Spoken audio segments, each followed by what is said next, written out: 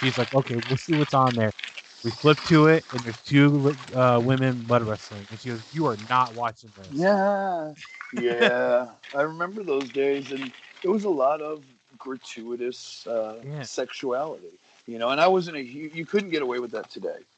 That's no, for sure. no, It was going for a PG-13 or mature audience rating, I yeah, believe it was, yeah, and which it was, at that point, I mean, it was for adults, so I didn't have a problem with it. I just didn't like. Um, Subjecting women's wrestling to that. It was just so gratuitous, and you had very talented women like Trish and others, that didn't have to do that. Although I do think sexuality plays a role. right. I just didn't feel that they had to overdo it the way they did at times because it was almost embarrassing. Yeah, yeah. Like You know, it was a major focus, and one of the ways that I think WCW got around it is by having the Nitro Girls dance, because at that point they looked at like right? cheerleaders. Yeah, and I So that, think that helped.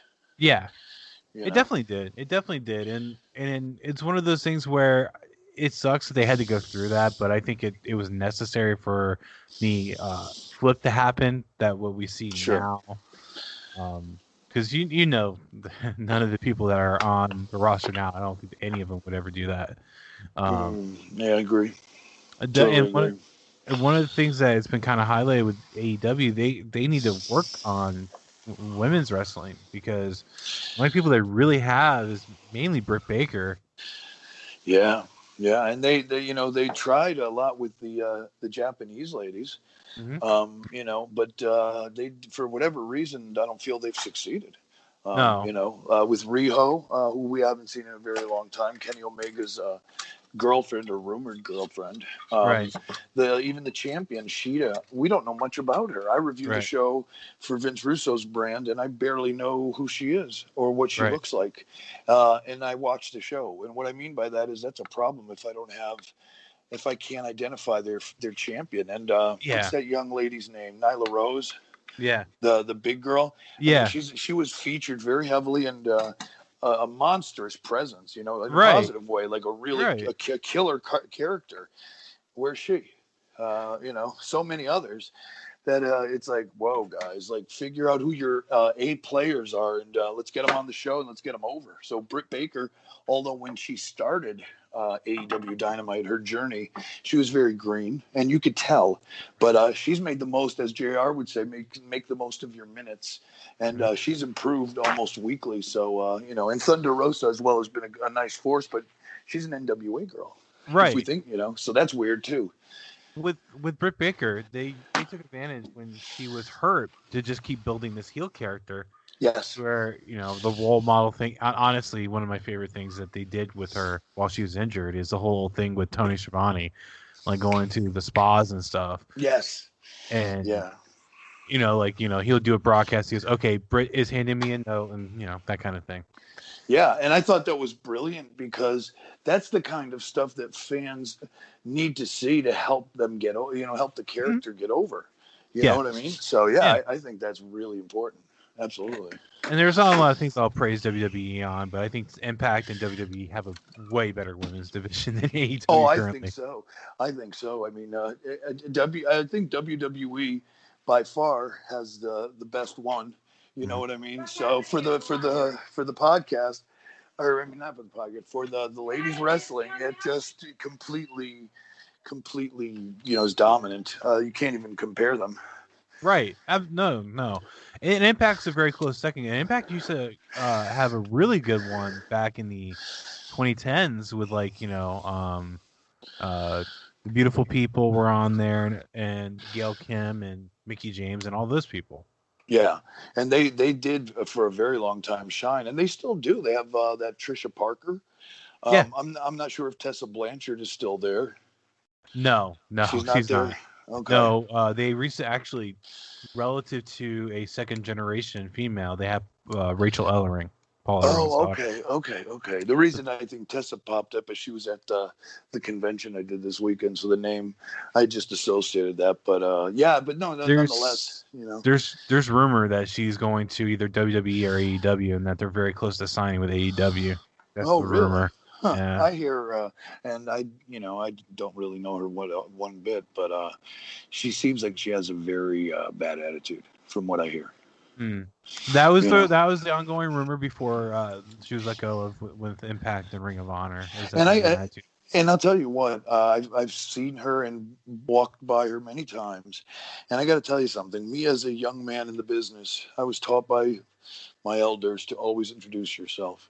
Right. And there's no way that after being around the same locker room, several times, not taking the moment to introduce yourself, which all her compatriots, compadres did.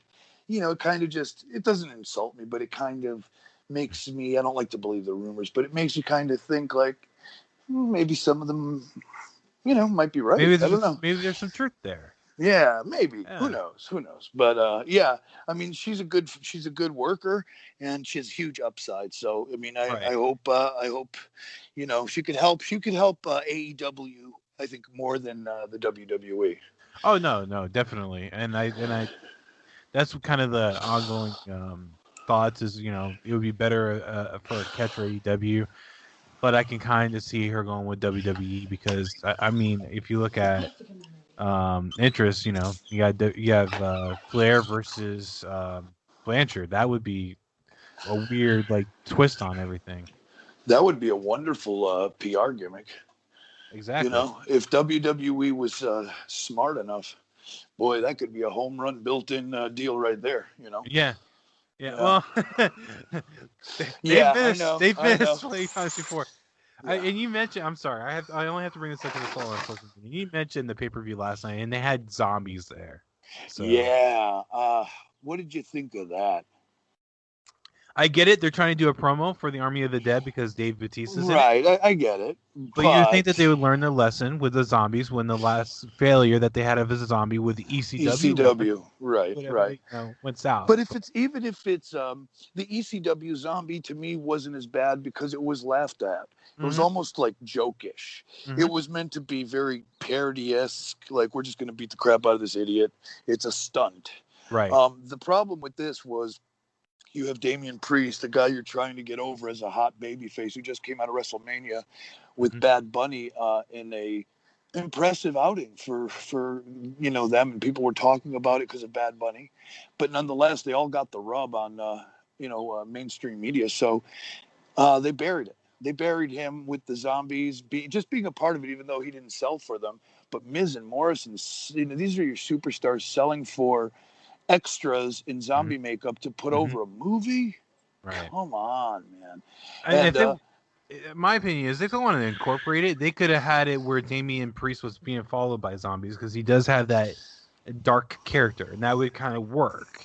But yeah, I don't know, man. I didn't want to cut you off, but I had a good one. I had fudge. But anyways, if it comes back to me, but yeah, no, it kills off any seriousness, and it just really. Oh, and this is what I was going to say. WWE insiders said that Blood and Guts had set the business back 30 years with blading and all this other stuff that had happened. yeah, How many years did WWE set back at Backlash with the zombies? right, right, and Come on actually, now, it's just a bunch of bullshit shit talking. and Jericho made fun of that on Twitter. He goes, "Wow, zombies! We just set the business back 30 years." Exactly, and it's the funny part is, and I said that this was a possibility, although the camera angle, they didn't need the stunt bump on Jericho, Right. and the biggest problem was the camera angle. If Yeah. they would have panned back all the way, and then maybe a close up of him, not anything else, like maybe just a facial, or not show the surround, whatever. Yeah. But he legit got hurt. Yeah. He did. Because that's not just because it's padded doesn't always mean that you're not going to hit something hard down there from that Right. level from that height. That's a scary thing to take. I guarantee you, if you got up there, or myself for that matter, I would have second reservations, or maybe third, or maybe wouldn't even do it. So I give him credit for all of that, and he got hurt. Right. So, but it just killed it. No matter what, it just killed it. So they got to start thinking, man, with the exploding barbed wire. They didn't pull that off, and they didn't pull off this bump.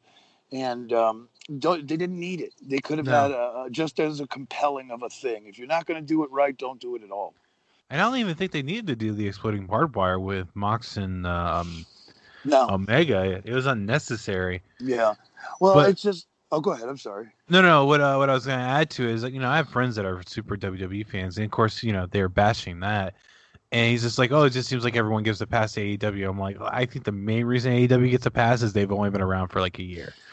True, but from to counter that one, um, I was at a small promotion. It was for MTV called Wrestling Society X, and on the pilot Yeah. episode, I was on the pilot episode, and we did a ladder match. I believe it was a battle royal ladder match or something. But Hmm. I was one of the last ones in the ring. I think I lost at the last. But long story short, they had barbed wire netting similar to what AEW had, and I knocked this kid off the ladder through the outside barbed wire that exploded. Now, Hmm. this is a company that did this for the first time, a pyro company, and it looked amazing. It looked like FMW in Japan. It was very well done. Okay. Went off without a hitch, and I actually have a clip up of it on my social media, just to show. What I mean was they're smart enough because they have old WCW people that were showrunners and producers for Mm-hmm. TNT and pro wrestling. Kevin Sullivan, not the devil wrestler Booker Kevin Sullivan. He's another gentleman that strictly has done WCW television for years, so knows how to shoot professional wrestling and produce it. Right. There should have been a dry run at least once or twice for the last big stunt. You can't misfire on that. You know what I mean? Right. No, And it's just I get your it's a point. shame. You know what I mean? That's the only thing. It's like you guys got to nail that if you're going to do those things. Because Vince Yeah. McMahon always said nobody remembers anything except the finish. The fans will always remember the finish because that's how you send them home. Right. And it's a couple of times that AEW has hit it out of the park with the quality of the matches. Both matches, Blood and Guts, and the exploding match. Those were both good. Yeah. But the finish, that's all the fans remember. And Yeah. very right. Vince was right in his, statement, because that's all we talked about. They didn't Right. talk about how hard everybody worked. Right. You're right. Right. It's a shame. It's a shame. Yeah, because it's the last thing you see, and a lot of people mainly remember that. There have been And it times where, there's really good finishes, but the matches been match eh. sucked. Yeah, Yeah. yeah, and that's a shame because if I was Omega and Mox, I would have been pissed. Oh, I'm You sure that know, they were. shit, because that's out of their hands. Yeah. You know. But at least I'll give AEW credit. They did turn into a storyline of the Yes. following week Yes. with Mega and Don Callis making fun of it. So Yeah. I gotta Yeah. give them credit for that. And they Yeah. kind of owned Yeah. it with that sense. Yeah. I and I think it's kind of odd you brought up Wrestling Society X. I do remember that launching on MTV. Yeah. Yeah. So And another little quick side note was AEW's Matt Sydal was there, and I remember him and I and a couple other guys that were on that pilot episode. We were talking, and he had this dilemma where he was offered a contract to go to WWE or to wrestle for Wrestling Society X, and I had told him because I just got let go by WWE maybe a year and a half ago. So I was right. like, fuck them, dude. This is going to be something new, something awesome. And Yeah. it could have been. Yeah. But, it could have been similar to a Lucha Underground, but it didn't pan out. They ran the one season.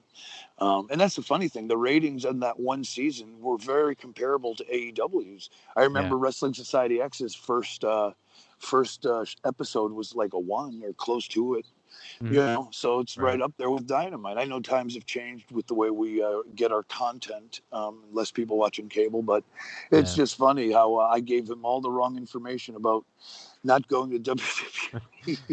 I mean, it worked out in the end, right? It did, because I always believed in maybe it's my rock and roll punk rock way of thinking and the way I like to be as an artist because of my positivity in ECW, of the proof that I could be a main event guy somewhere and have my own control over my character, where in WWE you cannot and do Right. not, and which he did not either. He was a good hand, but at the end of the day, it was nothing more than a glorified extra, Yeah. and and he's so much more than that as a performer. He's extremely talented. But sometimes that just doesn't work out, man. It's like all the way around. You got